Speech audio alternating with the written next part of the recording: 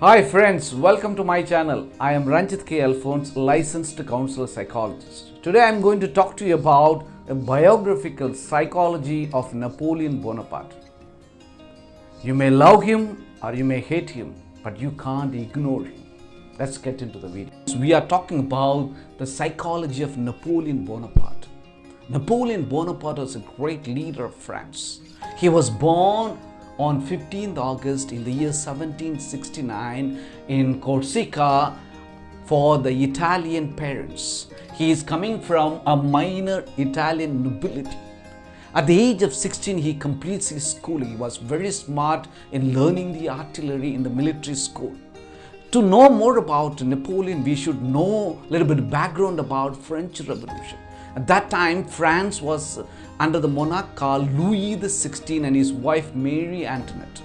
There were three groups. They called themselves as estates. First group is known as nobles. The second group is known as the clergymen. And third group, the larger group, is known as the common people, the lay people, the ordinary citizens, the peasants. They were the one. This third group is the one paying extraordinarily huge tax to the government.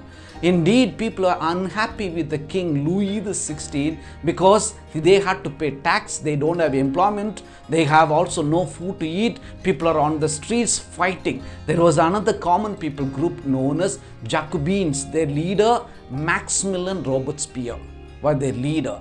At this moment, we know in the history there were reign of terror, de-Christianizing taking place, there were guillotine were used, 17,000 the nobles were beheaded. At this moment, King Louis XVI and Mary Antoinette also was jailed and they were also beheaded. And during this time, Napoleon was part of the Jacobins group, their leader, military leader. We come to know Napoleon at the age of 30, he becomes the first general army commander and taking over the France into the leadership roles, leading the army. And during this time, he had lots of battles after battles. For 10 successive years, he has been battling with many countries. Austria, Sardinia, then you have, he moves about climbing over the Alps Mount and fighting with the Italians, a lot of Europeans, and he was the hero of the hour. People celebrated the victory of Napoleon. That's how Napoleon becomes the leader of France. Napoleon made an expedition to Egypt. There he was successful. Later on, he made a foolish decision of invading Russia. And under the severe cold, lots of army men of France suffered lots of severe cold. Yet he wanted to invade Russia. Russians smartly used the scorched earth policy whereby the French could not survive there. Therefore, literally 400,000 soldiers died because of severe cold and other reasons.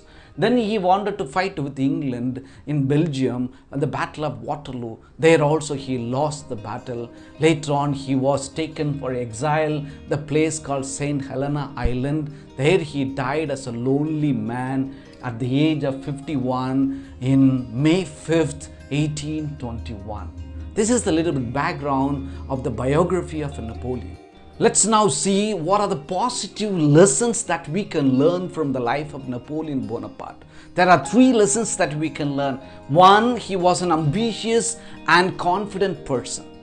When he was a student, he was going through a lot of humiliation that he experienced. He was very short in stature. He cannot pronounce French properly. People were mocking at him, ridiculing him, making lots of sarcastic remarks. Yet he ignored all these things and he focused upon his aim and goal to become successful leader. That's what we can learn. In our life too, we too go through a lot of negative remarks by people. People are accusing us, people are ridiculing us, making lots of sarcastic remarks. Are we able to ignore or remove all the negative remarks and go forward positively as a confident person?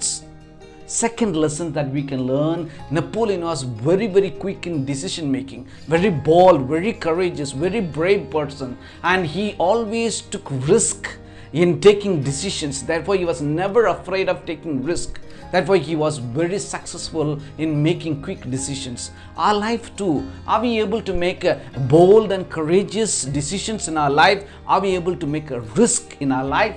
And third lessons that we can learn, Napoleon was a great leader. People celebrated him. He was not only a popular leader into the army men, also to the people. The entire Europe celebrated the success of Napoleon. He was the man of the hour. He was a leader. He knew how to win the heart of the people. He knew how to persuade the people to follow him. He was a great leader. Today, when we are in the teaching in the classroom environment, are we becoming successful leader like Napoleon? Are we able to win the heart of the students, win the heart of the community, win the heart of the people wherever we are? Then that to become a successful leader, are we able to make people to persuade us to follow us better through our persuasive skills like Napoleon?